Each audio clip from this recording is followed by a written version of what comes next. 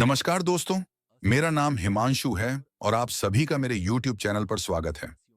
आज मैं आपको महाभारत के बाद पांडवों की अंतिम यात्रा की एक अद्भुत और रहस्यमयी कथा सुनाने जा रहा हूं।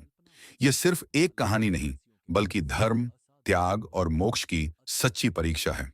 इस वीडियो में आप जानेंगे पांडवों ने राज्य छोड़ने का निर्णय क्यों लिया, हिमालय की यात्रा के दौरान उनके साथ क्या-क्या घटनाएं घटी, आखिर क्यों द्रौपदी और पांडव एक-एक करके गिरते गए, कौन से दोष उनकी मृत्यु का कारण बने, युधिष्ठिर ने कैसे जीवित स्वर्ग प्राप्त किया।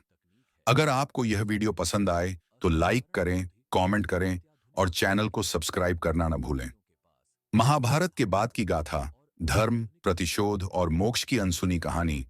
कुरुक्षेत्र का मैदान खामोश था। रक्त से सनी धरती, बिखरे शव और हवा में तैरती जले हुए रथों और अस्त्र शस्त्रों की गंध, ये सब युद्ध के भयावह परिणाम की गवाही दे रहे थे। महाभारत का युद्ध समाप्त हो चुका था, लेकिन यह अंत नहीं था। यह तो बस एक नए युग की शुरुआत थी। युद्ध के बाद हर कोई यह सोच रहा था कि पांडवों की जीत के बाद राज्य में शांति स्थापित हो जाएगी, परंतु वास्तविकता इससे बहुत अलग थी। यह कहानी सिर्फ एक विजय की नहीं, बल्कि शाप, प्रतिशोध, परीक्षा और मोक्ष की है। यह उन घटनाओं की कहानी है जो इतिहास के पन्नों में छिपी रह गईं।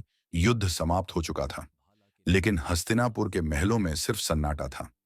एक तरफ युधिष्ठिर, जो राजगद्दी पर बैठने से पहले ही अपराधबोध में डूबे थे। दूसरी तरफ धृतराष्ट्र और गांधारी, जिनकी आंखों से आंसू नहीं रुक रहे थे। रानी गांधारी, जो अब तक अपने पुत्र दुर्योधन की मृत्यु को सहन करने का प्रयत्न कर रही थी, श्री कृष्ण के सामने खड़ी हुई। उन्होंने क्रोध में कहा, हे वासुदेव, आपने धर्म की रक्षा के नाम पर मेरे सारे पुत्रों का विनाश करवा दिया। क्या यही धर्म था? श्री कृष्ण ने उत्तर दिया, माथे, यह युद्ध सिर्फ सत्ता के लिए नहीं था, यह धर्म की स्थापना के लिए था। लेकिन मैं जानता हूं कि आपका दुख कितना गहरा है। आप जो चाहे कह सकती हैं।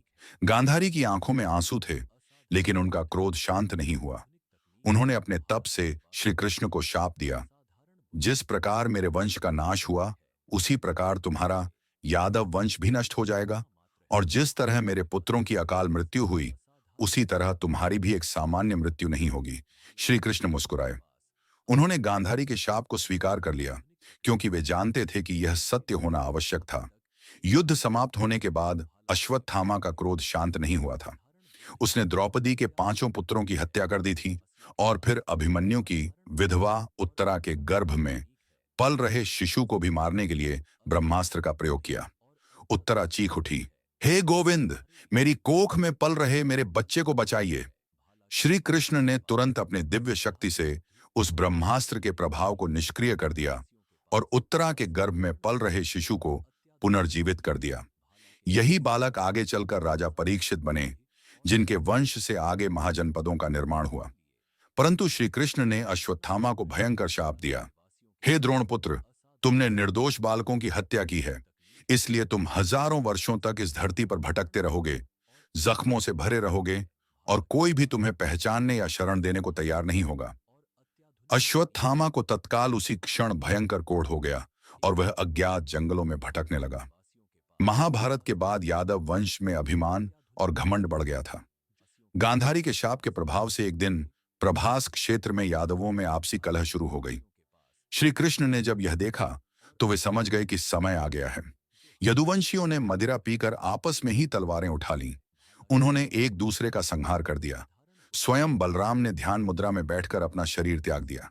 श्री कृष्ण इस विनाश को देखते रहे। वे जानते थे कि यह अपरिहार्य था। जब सब समाप्त हो गया, तब वे एक जंगल में ध्यान करने बैठ गए। उसी समय एक शिकारी जरा ने उन्हें हिरण समझकर उनके पैर में तीर मार दिया। श्री कृष्ण ने मुस्कुराते हुए कहा, यह तीर नहीं, समय की पूर्णता है। अब मुझे इस संसार से विदा लेना है। उन्होंने अपने पार्थिव शरीर को त्याग दिया और वैष्णव लोक में वापस चले गए। श्री कृष्ण के जाने के बाद पांडवों ने अपना राज्य परीक्षित को सौंप दिया और महाप्रयाण, मोक्ष की यात्रा पर निकल पड़े। जिस दिन पांडवों ने हस्तिनापुर छोड़ा, पूरा नगर उनके पीछे चल पड़ा। प्रजा रो रही थी, लोग विनती कर रहे थे कि वे न जाएं, लेकिन पांडवों ने बिना मुड़कर देखे अपना मार्ग जारी रखा। वे सीधे गंगा किनारे पहुंचे, जहां उन्होंने स्नान किया और अपने राज्य के प्रति अंतिम प्रणाम किया। युधिष्ठिर ने गंगा से कहा, मां गंगे, तुमने हमें शक्ति दी, धर्म की राह दिखाई। अब हमें आशीर्वाद दो कि हमारी अंतिम यात्रा सफल हो। गंगा की लहरें शांत हो गईं, जैसे उन्होंने आशीर्वाद दे दिया हो। इसके बाद पांडव हिमालय की ओर बढ़ चले। हिमालय की कठिनाइयां और पहला पतन, जैसे जैसे वे ऊंचाई की ओर बढ़े, मौसम कठिन होता गया। पहले हरे भरे जंगल आए, जहां वे कुछ दिन ठहरे। फिर ऊंची चट्टानों और बर्फीली पहाड़ियों का सफर शुरू हुआ। यात्रा के कुछ ही दिनों बाद, जब वे बर्फीली चट्टानों से गुजर रहे थे, द्रौपदी लड़खड़ा गईं और गिर पड़ी। भीम ने चिल्लाकर कहा, भैया, द्रौपदी गिर गईं, हम उसे उठा सकते हैं। लेकिन युधिष्ठिर ने पीछे मुड़कर नहीं देखा। उन्होंने केवल इतना कहा, द्रौपदी इस यात्रा के योग्य नहीं थी। उन्होंने अर्जुन को सबसे अधिक प्रेम किया था, इसलिए वह पहले गिर गईं। पांडव आगे बढ़ गए। द्रौपदी का निष्प्राण शरीर बर्फ में विलीन हो गया। कुछ और दिन बीते। हिमालय की ठंडी हवाएं हड्डियों तक चुभने लगीं। सहदेव, जो हमेशा शांत और ज्ञानी थे, धीरे धीरे कमजोर पड़ने लगे।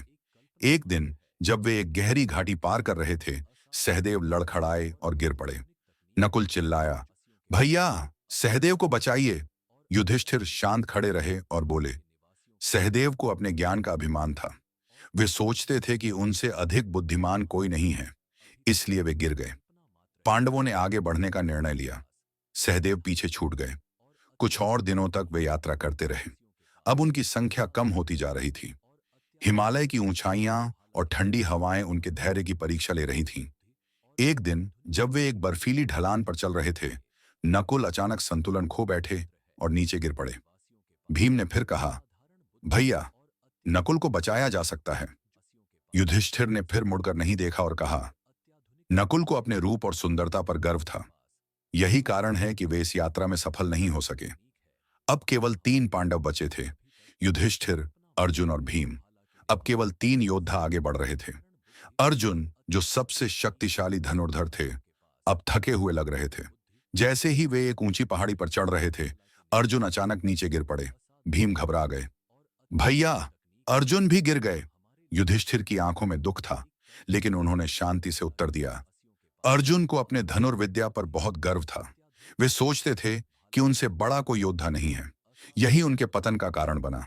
अब केवल 2 बचे थे, युधिष्ठिर और भीम। अब केवल 2 भाई आगे बढ़ रहे थे।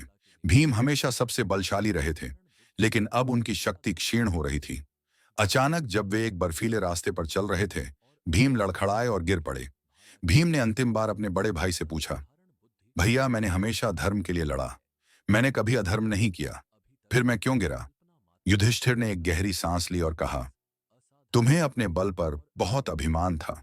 तुम भोजन और शक्ति के प्रति अत्यधिक आसक्त थे। यही कारण है कि तुम इस यात्रा को पूरी नहीं कर सके। भीम की आंखों से आंसू गिरे। उन्होंने अपने बड़े भाई को प्रणाम किया और अंतिम सांस ली। अब केवल युधिष्ठिर बचे थे। युधिष्ठिर अकेले बढ़ते रहे। उनके साथ केवल एक कुत्ता चल रहा था। यह कुत्ता शुरुआत से उनके साथ था। जब वे हिमालय की सबसे ऊंची चोटी पर पहुंचे, तो देवराज इंद्र एक रथ लेकर आए। इंद्र ने कहा, युधिष्ठिर, तुमने धर्म का पालन किया है। अब स्वर्ग जाने का समय आ गया है। आओ, इस रथ पर बैठो। युधिष्ठिर ने कुत्ते की ओर देखा और कहा, यह कुत्ता मेरे साथ आया है, मैं इसे छोड़कर नहीं जाऊंगा। इंद्र बोले, यह एक साधारण पशु है, इसे क्यों स्वर्ग ले जाना चाहते हो? युधिष्ठिर ने उत्तर दिया, धर्म यह नहीं देखता कि कोई इंसान है या पशु। जिसने मेरी पूरी यात्रा में साथ दिया, उसे मैं छोड़ नहीं सकता। तभी कुत्ता एक अदृश्य शक्ति में बदल गया। वह स्वयं धर्मराज यमराज थे, जो युधिष्ठिर की परीक्षा ले रहे थे। यमराज ने प्रसन्न होकर कहा, युधिष्ठिर, तुमने अपनी अंतिम परीक्षा भी पार कर ली। अब तुम जीवित ही स्वर्ग जा सकते हो। स्वर्ग में युधिष्ठिर को पहले नरक दिखाया गया, जहां उन्होंने अपने भाइयों को कष्ट में देखा।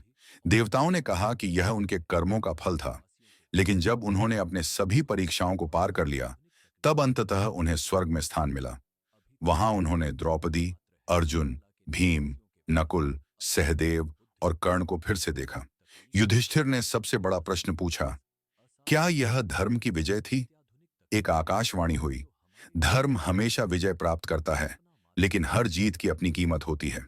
महाभारत का युद्ध खत्म हुआ, लेकिन इसकी गूंज युगों तक सुनाई दी। यह सिर्फ पांडवों और कौरवों की लड़ाई नहीं थी, बल्कि यह धर्म और अधर्म, न्याय और अन्याय, मोह और त्याग की सबसे बड़ी परीक्षा थी। सीख, शक्ति से बड़ा धर्म होता है। अहंकार और अधर्म का अंत निश्चित है। हर कर्म का फल अवश्य मिलता है। मोक्ष केवल उन्हीं को मिलता है जो सत्य के मार्ग पर चलते हैं। महाभारत की इस अनसुनी कथा ने आपको कैसा महसूस कराया? अपने विचार कमेंट में बताइए। धन्यवाद। जय श्री कृष्णा। थी आज की कहानी कमेंट करके जरूर बताना। अगर आप रोमांच और रहस्य सच्ची कहानी के प्रेमी हैं, तो हमारे चैनल को सब्सक्राइब करें और हमारे साथ इस रोमांचक सफर का हिस्सा बने। सब्सक्राइब करें, बेल आइकन दबाना न भूलें, ताकि हर नई कहानी आप तक सबसे पहले पहुंचे। मिलते हैं एक और नई रहस्य कहानी के साथ। जब तक हर हर महादेव,